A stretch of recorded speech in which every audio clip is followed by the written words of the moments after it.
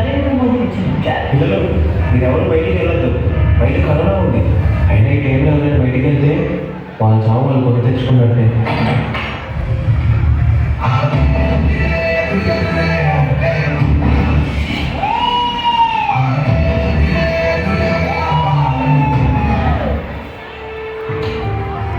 ఆగండి, మీరు ఎక్కడికి వెళ్ళాల్సిన అవసరం లేదు, ఏ పని చేసే అవసరం లేదు. మన దగ్గర డబ్బు ఉంది. చక్కగా ఈ లాక్డౌన్లో మన పిల్లతో ఇంట్లో హ్యాపీగా ఉందామండి. ఇక్కడ మన దగ్గర ఎన్ని డబ్బులు ఉన్నా నేను హ్యాపీగా ఉండలేను. అక్కడ నేను కాపాడాల్సిన ప్రాణాలు చాలా ఉన్నాయి. అవి కాపాడుకోవడం నా బాధ్యత. వెళ్ళాలి. నీ ఆరోగ్యం పాప సంగత.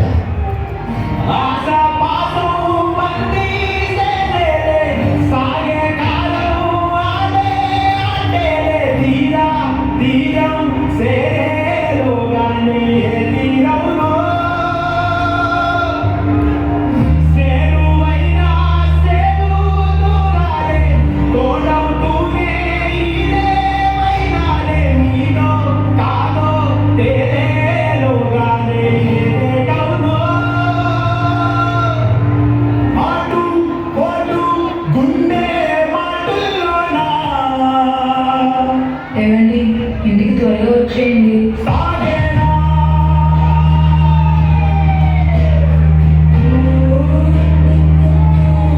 డాక్టర్, మీరు సరిగ్గా 3 రోజులు అవుతుంది డాక్టర్. కొంచెం ఇది తినండి.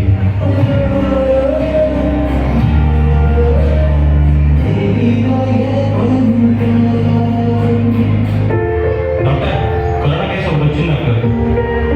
ఈ పాపే డాక్టర్. ఎందుకో నన్ను ఎవరు ఎత్తుకోవట్లేదు. ఇట్ట నన్ను ఎత్తుకో, నన్ను ఎత్తుకోవా?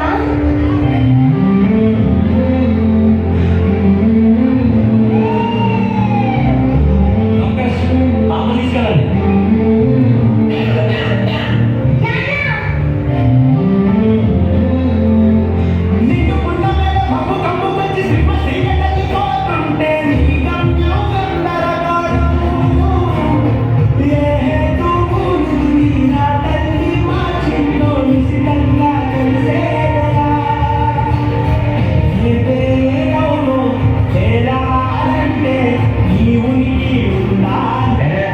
ఏం డాక్టర్లు ఉన్నారు?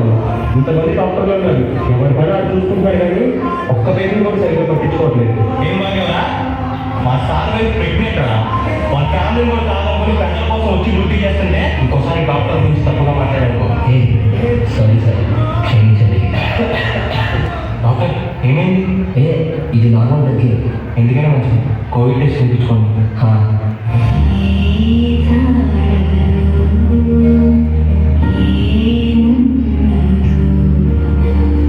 అమ్మ తల్లి, తల్లి నేను ఇంటికి వచ్చేసాను రా అమ్మా. డాక్టర్, మీరు ఎవరు మీట్ అవ్వకండి. మీకు కరోనా పాజిటివ్ వచ్చింది. నాన్న, నాన్న, నేను నీతో మాట్లాడను. నువ్వు నన్ను చూడడానికి రాలేదు కదా, నేను కూడా నిన్ను చూడను. నాన్న, నాన్న, నాన్న, నాన్న, ఎక్కడున్నా నాన్న?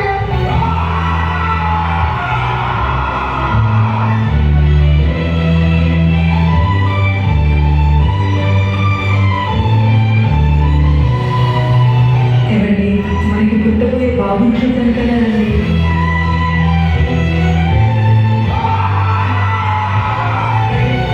ఒక్కసారి కనపడు నాన్న.